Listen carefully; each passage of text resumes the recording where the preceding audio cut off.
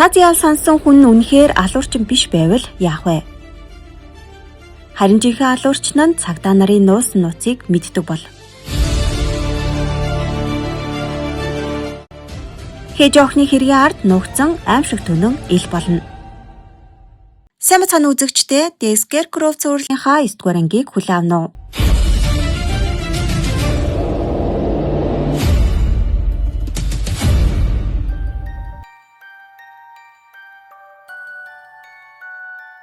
Тэр үед цуврал алуурчин баригдсан.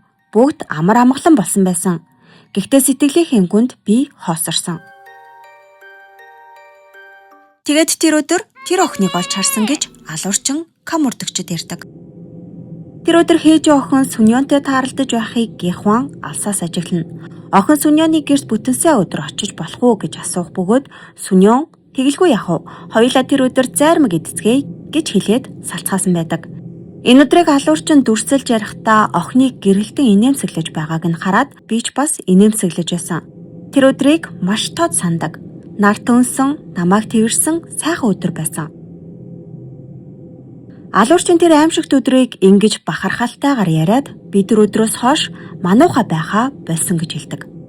Учир нь тэр мануухан багны ард нүгдэлгүй аллаг үлдэж эхэлсэн байдаг. 1988 онд үйл явдал өрнөн. Цагдаа нарын шагналын дараах арга хэмжээнээс чаа прокурор харж явдаг.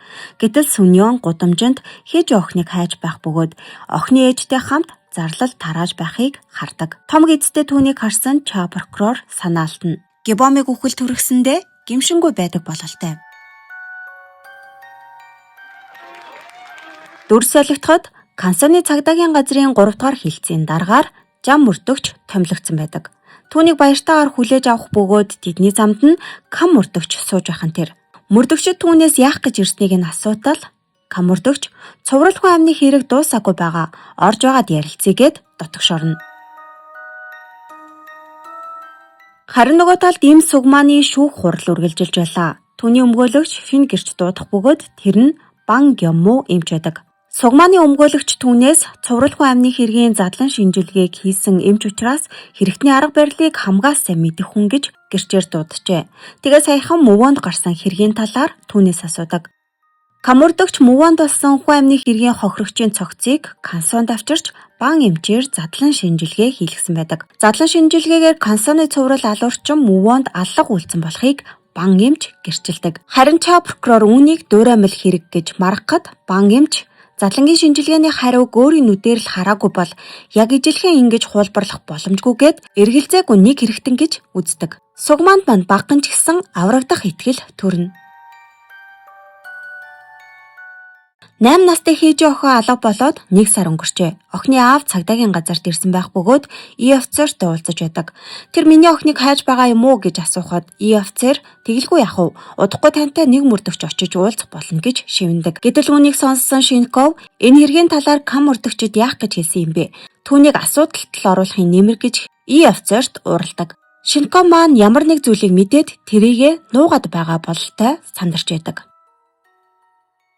Мөвөнд гарсан хэргийн талаар соос итгүүлж камурдагчтэй уулзаж асуудаг. Камурдагч тариан талбай умсалгааны шуудуунаас эмэгтэй хүний нүцгэн цогцоос олдсон талаар хэлдэг. Яг 2 дахь эрэгтэй адилхан аллах үлдэгдсэнийг тодтогдог. Тиймээс цуврал алуурчин одоо ч сул чөлөөтэй явж байгаад камурдагч итгэлтэй байлаа. Дүрс солигдоход камурдагч хээж охины хэргийг мөрдөж байлаа. Юн хээжийн сургуулаасаа гэртээ харах замдаа алга болсон. Түүнийг хамгийн сүүлд харсан гэрчин сүньон. Камурдагч мөрлөг хэр явж байгааг офицераас асуухад ерөөсөө хийгдэж эхлэегүй бөгөөд хэргийг оргосон хүүхэд ангилалд оруулж хаасан гэж хэлдэг. Камурдагч 8 настай хүүхэд гэрээсээ оргоно гэж байхгүй гэж үзэж цуврал алуурчны хийсэн үйлдэл байж магадгүй гэж таамаглаж байлаа.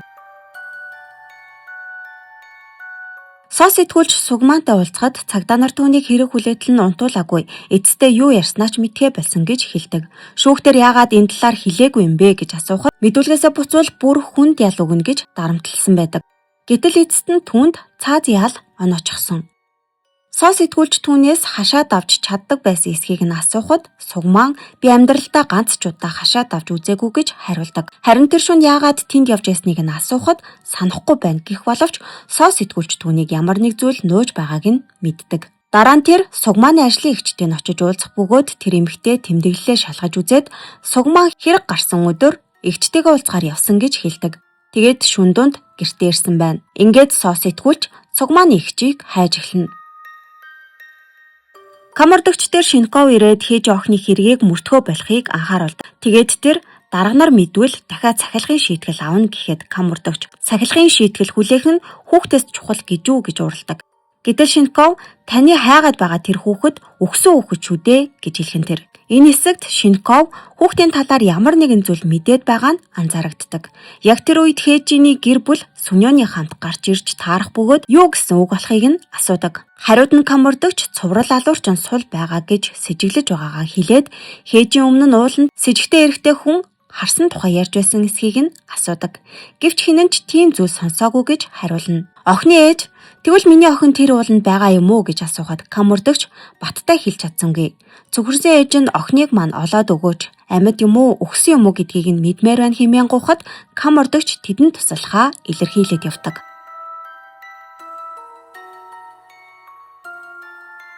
Ча прокурорыг цагдаагийн даргын өрөөнд ороход Камордогч тэнд байдаг.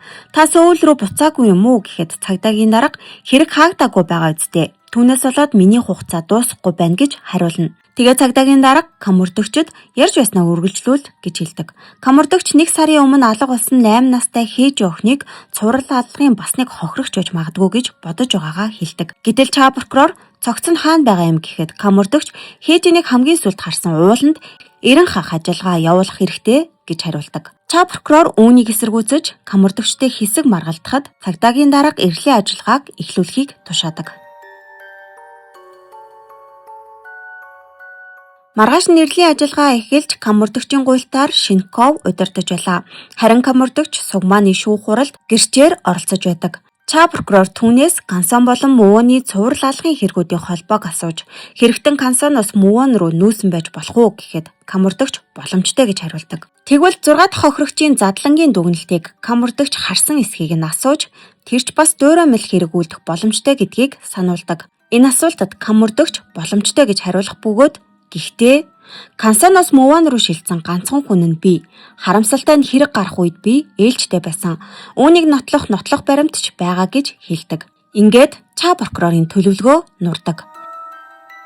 Энэ үеэр ууланд эрлийн ажиллагаа үргэлжилж байлаа. Дуу болон зам мөрдөгчд ирээд Шинковыг явж юм уцгаая гэж ятгах бөгөөд гинэт тэндээс олчихлоо гэсэн дуу хадав. Тэд яараа очиход 2 том хадны цаанаас цогцос олдсон байлаа. Энэ мэдээ шүүх танхимдч шуурхаа хүрч дахин нэг аллаг гарсан бөгөөд энэ удаагийн хохирогч мөн шилэн тэркотой холбоотой байсан гихэн тэр. Шүүх хурлын дараа Ча прокурор даргалагч шүүгчтэй уулздаг. Шүүгч урлан хэргийг яаж мөрдөд байгаа юм бэ? Би Сугмаанд ялгаа ноочсон бол яах байсан юм бэ гэж зэмлдэг. Харин Ча прокурор яллах дүгнэлтээ өөрчлөхөөр болж өрөөнөөс гарна. Ингэснээр Сугмаа жинхэнэ эргэтэн биш байж магадгүй гэх нотлохоо баг багаар гарч цагаатах боломж нь нэмэгдэж эхэллээ. Энэ бүхнийг Гехван алсаас чимээгүй ажиглан зогсоно. Соо сэтгүүлч түүнийг хараад энд юу хийж ирснийг нь асуухад энэ хэрэг надад ч бас хамаатай гэж хариулдаг. Чанжууд амьдрал нь ямар байгааг асуухад хадмууд нь сайн ханддаг, амьдрахад таатай байгаа талаараа ярьдаг. Харин ээжийнхэн талаар асуухад Мөвөнд дүүгэндээ байгаа 7 хоногтой нэг удаа эргэж очдог гэж ярина. Дүрс солигдоход Камордогч Хээж охины гэрт очсон байх бөгөөд эцэг эх нь сандарсан байдалтай уулнаас олцсон цогцос манай Хээж юм үнэ үү гэж асуудаг. Харин Камордогч Хээжийн ууланд байгаагүй гэдгийг нь хэлнэ.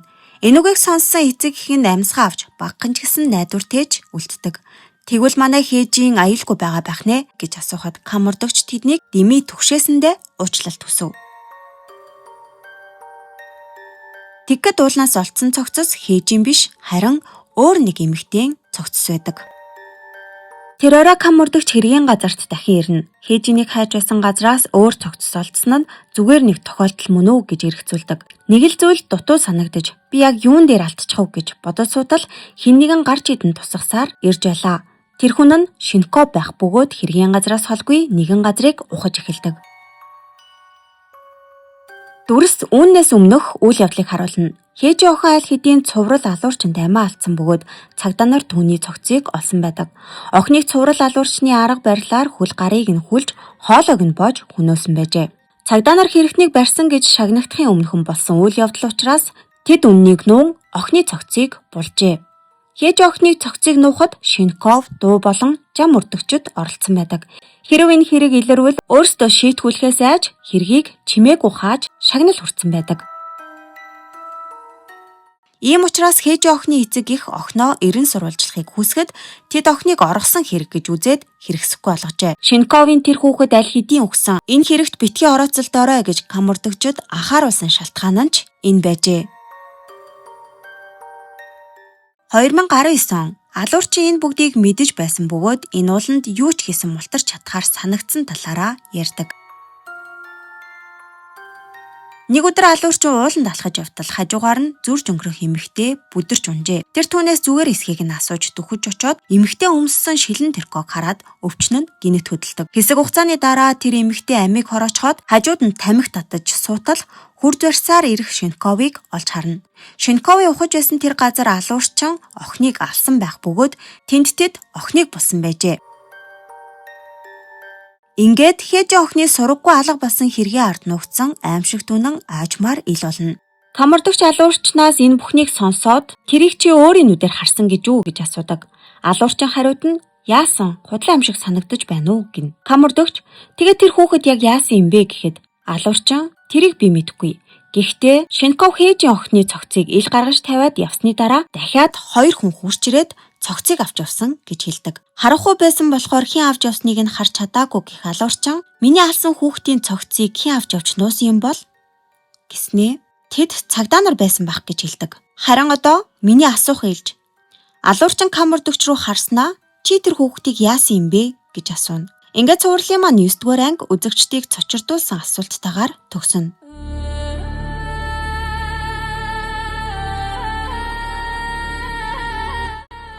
Үнэн хэрэгтээ хэн нь худал ярьж, хэн нь нууцаа буршилсан бэ? Камурдагчийн асуултанд юу гэж хариулах бол? Киномын цаашаа хэрхэн үргэлжлэхийг дараагийн ангиас хамтдаа үздэцгээе. Тэр хүртэл баяртай үзэгчдээ.